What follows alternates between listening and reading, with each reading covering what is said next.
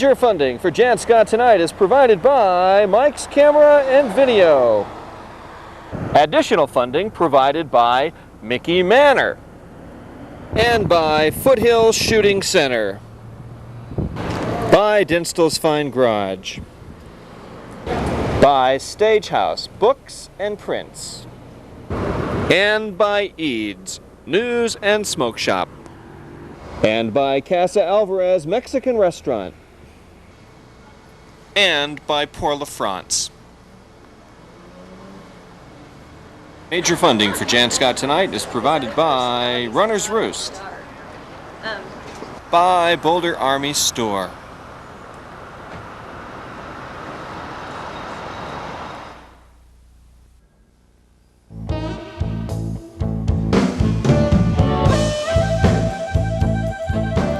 Did you know that rodeo was the most dangerous professional sport in the 1990s?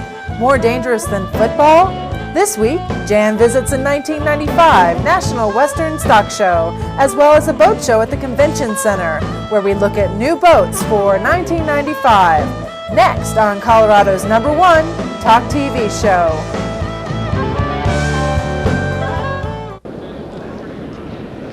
We're back here at the 1995 boat show on Jan Scott Tonight. Look at this one. This is the Fire Star. This thing looks like it's ready to take off like a rocket. It's okay, guys. Stay away from this boat. It'll burn you. Talking with Lee Miser, who is the public information person for the boat show. So you were saying you're expecting the governor to come by, or you're donating some money to one of his pet projects, is that right? Well, we've asked that he come by so that we can give the state a check for $5,000. Cool. And that's from the Colorado Marine Dealers Association to purchase water ski flags, the orange safety flags that you have to use when you're on water ski or in the water ski boat. And we're going to donate 10,000 flags. Wait a minute. What are water ski flags? Let's tell everybody, because I don't know that everybody knows, especially if they don't water ski. Well, what you have to do is raise an orange flag if your water skier is down. Oh. So someone in the back of the boat must have a flag, an orange flag, and they have to be a certain size. So we're having those made. That's such a good idea, because it's a safety precaution, right? So you don't get driven over by... Absolutely, right. Talking with Jim Janty, who's the director of this year's 1995 Denver Boat Show, is that right? That's correct. What is this thing behind us, Jim? This is gigantic. It's a $130,000, 60-foot long houseboat direct from the Stardust Cruiser factory in Kentucky. It's unbelievable. Will this fit on a lake? Ocean? A big. Well, it's heading to Lake Powell. After it leaves here, it goes directly to Lake Powell. This boat is enormous. This is huge. It was very tough to get into the Colorado Convention Center, half inch at a time.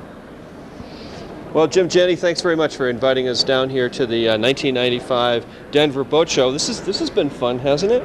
Jan, thanks for coming down. Yes, sir. Mike Pippett is probably Denver's foremost expert in boats, and we're going to talk with him about the kind of boats that are here at this year's boat show. Mike, thanks for coming, being with us today, and letting us come over and visit with you here at your display. What's here?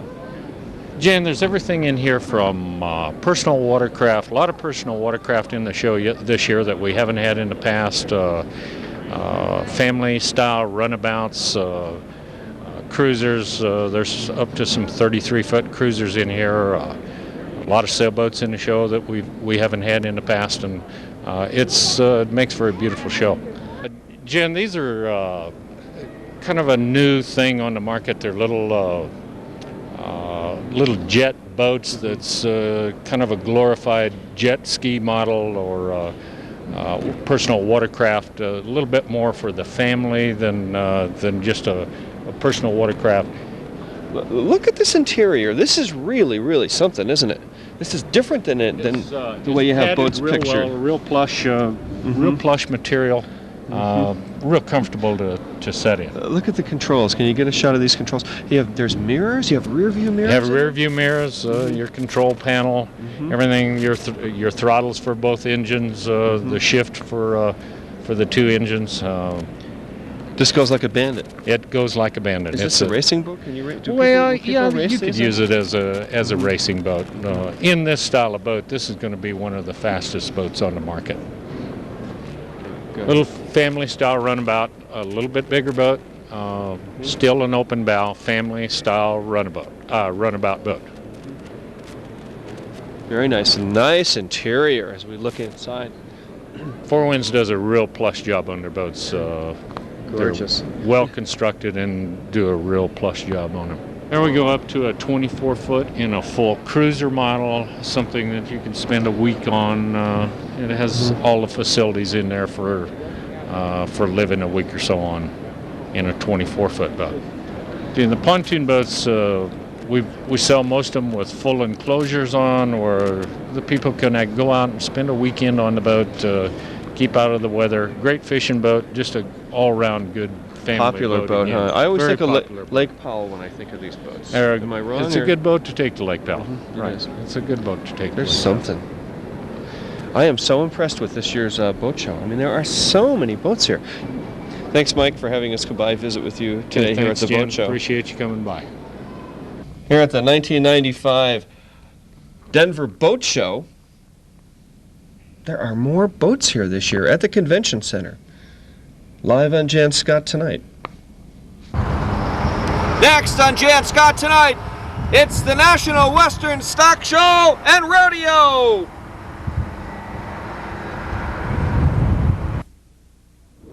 Here live this year at the 1995 National Western Stock Show and Rodeo on Jann Scott Tonight. We make our annual visit. This year we're going to go on a barn tour. We're going to talk with Dirk Johnson about his new book called Biting the Dust. We're also going to go to the Country Palace, the Cactus Moon, talk with some cowboys, and look around the entire stock show. So we give you an on-camera tour. For those of you who weren't able to go to the biggest stock and cattle event of the year in Colorado, we're going to spend the next half an hour on Jann Scott Tonight taking you there. Talking with Bill Saul here, ladies and gentlemen, at the entranceway of the first Sunday here at the National Western Stock Show.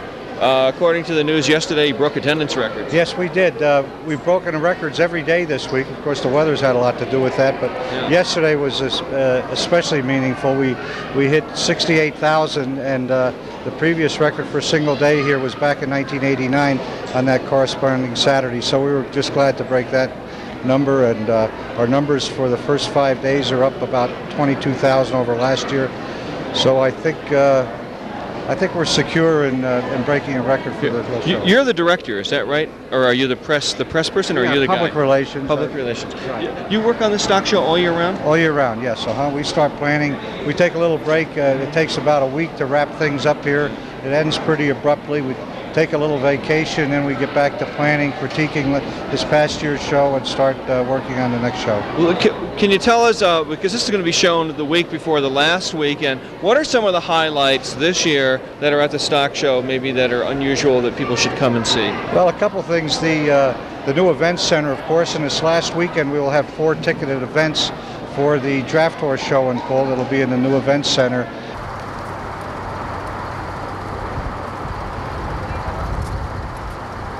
How about cowboys? You got some of the big. Is Ty Murray going to be here? Some of the Ty big. Murray has already been here, and I'm sure probably, although I understand he got banged up in his first ride here the first weekend, I assume somehow, since he's in 3 events, that he generally makes the finals in one of his 3 events. For the city of Denver, how much money did you estimate this generates? Well, we estimate that it's somewhere between 50 and 60 million of fresh money. That's without any multiplier factors. The city of Denver did a survey back in '86, and at that time it was 39 million. So we figure with our increase in attendance and inflation that it's got to be at least 50, but it's just a guessing game. But A lot of money. Thanks, Bill Saul. I know you're busy. That's quite all right, Jan. He said he'd give us 5 minutes. That's it. We'll see you next year, Okay, sir. very good. Take care. Well, next we go to the Country Palace, where last night we went down and there were cowboys there, bronc riders, bull riders, barrel racers, and rodeo queens. We danced our faces off. It was in southern part of Denver. Country Palace coming up next. Inside the Country Palace is Tim Bradley, the general manager. Tim, thanks for having us come by, visit with you during Stock Show Week here at the Country Palace. Well, thanks for being here. I've got a door staff full of professional rodeo people. I've got a World Games champion, all-around cowboy that works for me. I've got a gal that is very involved in the WPRA and the CPRA here in the state. You want to introduce us to some of these Sure. these world famous people? Okay. Yeah. Hi. Jann Scott, welcome to the TV show. Thanks. This is just some of my staff. This is Terry Despain here. She's a former rodeo queen from Wyoming. Excuse me. Sorry. And I got Gerald rodeo Washington. queen. You are the first rodeo queen we've ever had on the television show. There we go. Yeah, a long time ago I was. Well, hey, you look like a rodeo queen to me. Really? Thanks. She's one of my waitresses, and she's a good one. I've got Gerald Washington to my left. How you doing? Who's all-around cowboy at the World Games this year. Is that right? Yeah. Still cowboying. Yeah, still cowboy. Working here serving beer tonight. Yeah, yes. This is Melody Page. She's a professional barrel racer. She's very big involved in the CPRA this year and WPRA in the state. Hi, Melody. Thanks for being on the show. Really, you're a barrel racer. You're the first barrel racer we've ever talked to on the television show, too. Can I touch you? Oh, my God. Now we're talking to Cindy Cribbsbaugh. She's a former Little Britches rodeo queen, just another one that makes our staff here that I'm real proud of, like all of them. Hi, Cindy. Welcome to the TV show tonight. Hi, Ricky. How you doing? Jann Scott, welcome to the TV show. Thank you. Big night tonight, huh? I hope so. Yeah. You guys have a new album out? Well, we had a tape that came out about 2 months ago. It's called Old Dogs, New Tricks. Where can people get it? We might have some here. I don't know. Or people watching on TV tonight? Can they buy it at record stores? No, they can't get them in record stores because it's got too much blue material on it. We don't care. X-rated rock and roll. I know. This man right here is, if you're at national finals, if you're at Cheyenne, if you're at any of the big rodeos in the country, this is where all the cowboys hang out. This Right is a here. big thing, wherever he's playing. I've fallen off tables at Ricky and the Red Street show since I was too young to get in. It was a very big thing for me to have him here.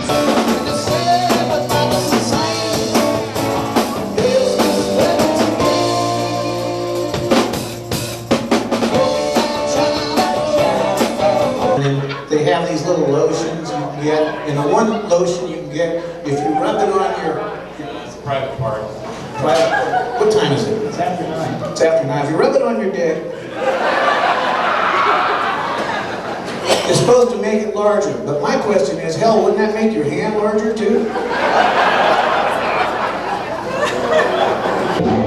That's it here live at the Country Palace, our coverage of the 1995 National Western Stock Show. I'm Jann Scott, Cowboys. I don't know.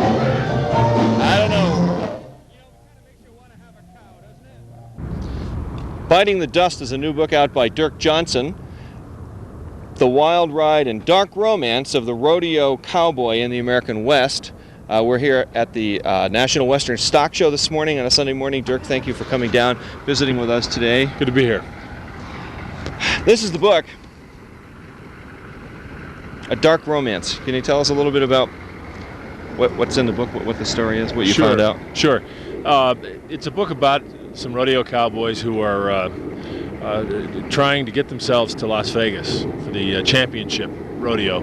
In a larger sense, the book is about the young generation of men who come from farm and ranch backgrounds, but where the farms and ranches have either been foreclosed or sold, or where there isn't room enough for the next generation. So these are guys, by and large, who have lost their place on the land, and rodeo is their way to survive. Most of these guys hope that they can someday hit a winning streak big enough that they can get some money to buy a herd of cattle on a patch of land and be real cowboys. This is a true story. This is not a dime novel. This is not a fantasy kind of book. No, this is a true story. These guys, most of these guys that I talk about in the book are still competing this year, depending on whether or not they're healthy. Rodeo is perhaps the most dangerous pursuit in American sports. The year that I followed it, there were two 15-year-old kids that were killed, an 18-year-old that was killed, a guy in his late 20s that was killed, and a young man about 21 or 22 that was paralyzed from the neck down. Now, in the Professional Rodeo Association, they say that their average is 1 person killed a year. It's a very safe sport. Well, I guess some years are worse than others. And some of the people that were killed the year that I followed it were high school rodeoers. So they weren't technically in the PRCA, but the point is it's rodeo. That's the common denominator, and it's very, very dangerous. Very dangerous. Okay. Now, you were saying that the title, Biting the Dust, is a triple entendre? Well, I think it is in a lot of ways. But biting the dust is, of course, what these cowboys do when they fall off the bronc or the bull in the rough stock events, which is what I concentrated on in the book. And many of them, as I mentioned a moment ago, die. And biting the dust, I think, is also refers to what's happened to the agricultural economy, particularly in the Great Plains, where a couple of thousand farmers and ranchers go off the land literally every week. So I guess when we watch rodeo on TNN or on Prime Sports Network or on ESPN, it's glitzy. The announcers, everything's kind of fun. The cowboys look great. But the truth underneath it is that these guys are hardly making a living, and are they being taken advantage of by promoters and by television itself? Well, they go into it with their eyes open. I think that's pretty clear.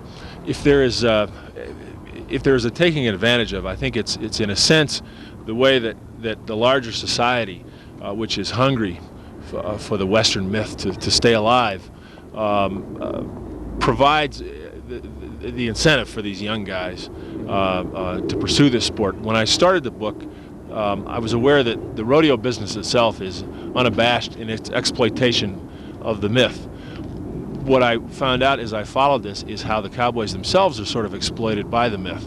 That because we like for a weekend afternoon to go and sit and hoot and holler and drink a beer and pretend we're in the Old West, and we like to watch these guys do their thing, we don't like to think that much about the injuries, the serious injuries to these guys, and the bleak conditions that most of them live in. Most of these guys, even stars in the sport, are living in house trailers, barely able to make it from one next month to the next. They have to pay to enter into an event. So the cowboys who are here at this giant rodeo, the National Western Stock Show, which is drawing millions of people, sold out this year, bigger attendance than ever before.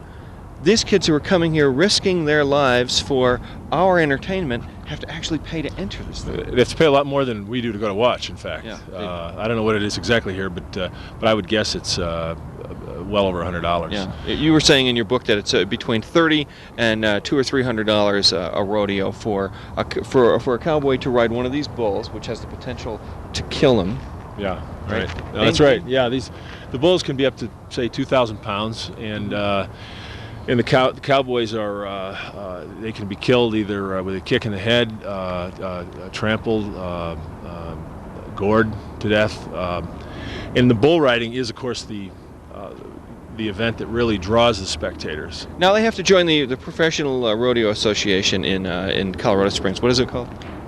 The PRCA, Pro Rodeo Cowboys Association. Now, if you get hurt, the Pro Rodeo Cowboys Association has an insurance policy. They give you $12,500 as of 1992. The year that I followed it was $12,500 was the limit.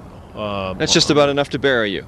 And it did not apply to wives or children, and it pertained only to those events, only to those injuries that happened either in the arena or on the way to the arena, so that a serious injury could bankrupt the cowboy forever.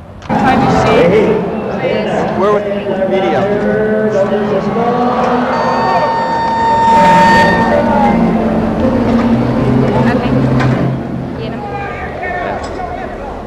The other question in the book, I don't set forth any recommendations for what ought to be done, but I do think that it's worth asking the question that if somebody driving on their way to the arena needs to wear a seatbelt, if the law requires them to wear a seatbelt for their safety, how do we reconcile 15, 16, 17, 18-year-old kids getting on a bull with no head protection?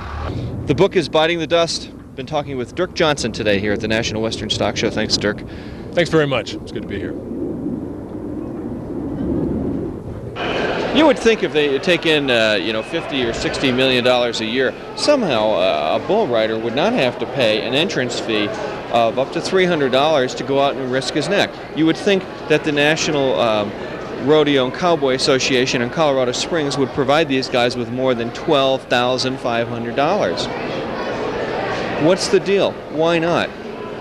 See, here's an important cause, folks. Here's an important situation. You will not see the commentaries in the Rocky Mountain News or the Denver Post or Channel 4 News or 7 News or 9 News or KYGO News. They will not take up the cause for a cowboy who's out riding broncs and bulls, risking his life where he could get killed. These TV stations and radio stations, they won't take up their cause because it's not politically correct. Somebody has to be the point man. Somebody has to be out there carrying a BAR, walk right up to the Professional Rodeo Association and say, you people need to take care of the cowboys that are risking their lives to entertain the people. Shame on you. I'm Jann Scott, the National Western Stock Show. Next, we go to the Cactus Moon, where we dance the night away on the third night of the radio, right here on our coverage of the National Western Stock Show on Jann Scott Tonight. Continuing our coverage of the 89th Annual National Western Stock Show, we go into our Cactus Moon part. These are the official dancing people for the rodeo this year. You're the official sponsor for the 89th National Western Stock Show this year? Yes, we are. Yes. Right now we got the Cowboy Cha-Cha going around. We probably got the largest Cha-Cha crew in America. We're gearing up for a national dance contest happening the 13th, 15th, and 17th of January during the stock show. Every cowboy has to know the Cha-Cha to go anywhere in this world. If you don't know the Cha-Cha, then you're really not a cowboy out here. As you can tell, we got a lot of cowboys out here. You got a lot of cowboys from the stock show and then all the people coming into town from all over the country? Yes, we do. I tell you what, we got a lot of professional rodeo cowboys that come here, a lot of bull riders that are coming out here, and we're picking up a couple of those bull riders as well. We got a lot of the barrel racers that come out here. We even got the professional bull fighters out here that are coming out here. Yeah. Country western dancing is, it's like talk shows, like Ricky Lake and me, and it's huge. I can't explain it. Country music is it's changed its philosophies a little bit, and it is the hottest thing going. This is one of our more popular dances out here. We call this the sleazy slide dance. These guys have a lot of fun out here. As you can tell, they're shaking around. They're just having a great time. We get the dance floor packed on this right now. It's called the what? The sleazy slide. The sleazy slide. Woo! You guys having fun? Yes, we always have fun. Are we having fun? Yeah, we're having fun. I'm having a lot of fun now. These are the new Jann Scott Tonight girls. Live at the Cactus Moon. Totally live. In your I'm face. going to the rodeo. Are you? Harvey's is the official gambling casino for the National Western Stock Show. So we went up to Central City and visited with them. Clint Eastwood was there, Wild Bill Hickok, and all the saloon girls. Totally insane place. Oh man, I don't know. Gambling casinos in Central Cities. What's next? Saloon girls? Hi Jann, welcome to Harvey's Wagon Wheel Hotel Casino in Central City. This is our grand opening celebration.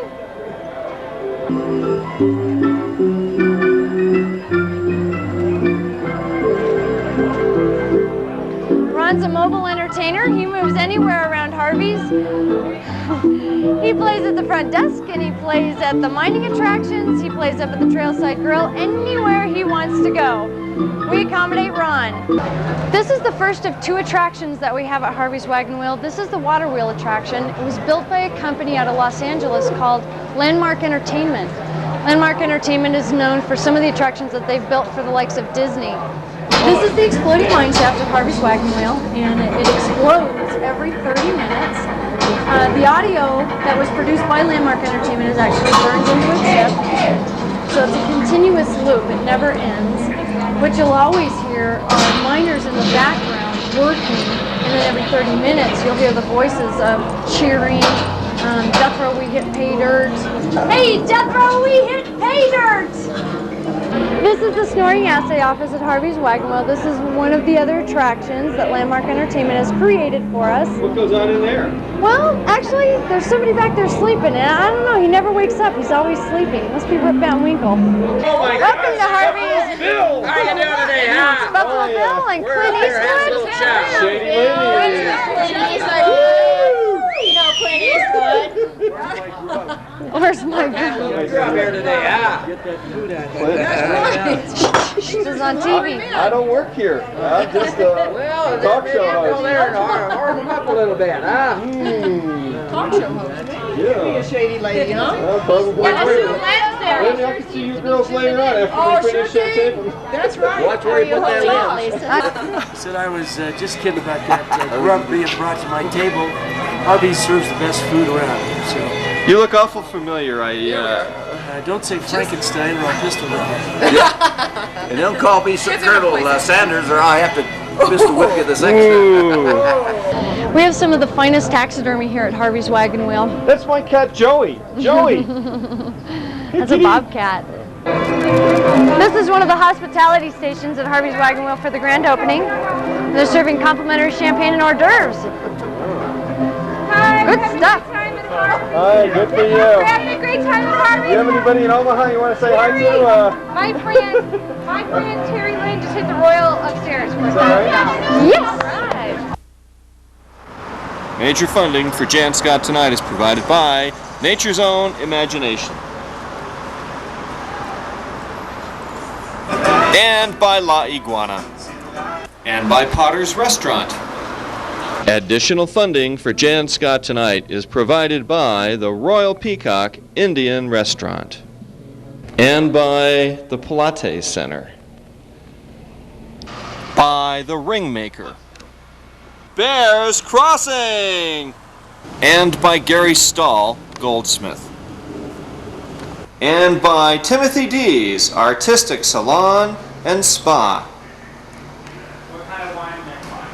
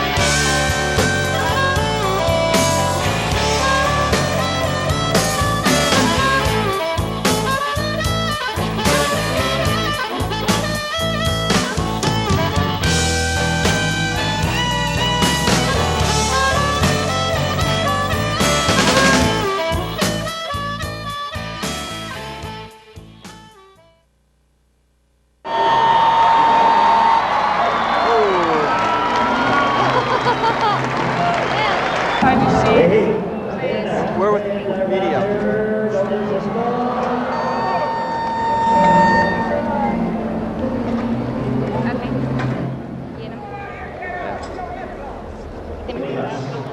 Was that it?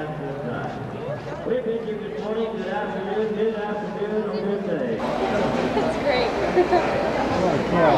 And what's your name? Showing his cut. He looks very friendly. Now, Chewing tobacco. we're in the stadium, and this is where they show all the cattle, and presently they're showing the mules and the donkeys. So, do you remember the difference between a mule and a donkey? A mule and a donkey. A mule is a donkey. No, a donkey is a mule mated with a horse. A mule is a donkey mated with a horse. Exactly. Okay.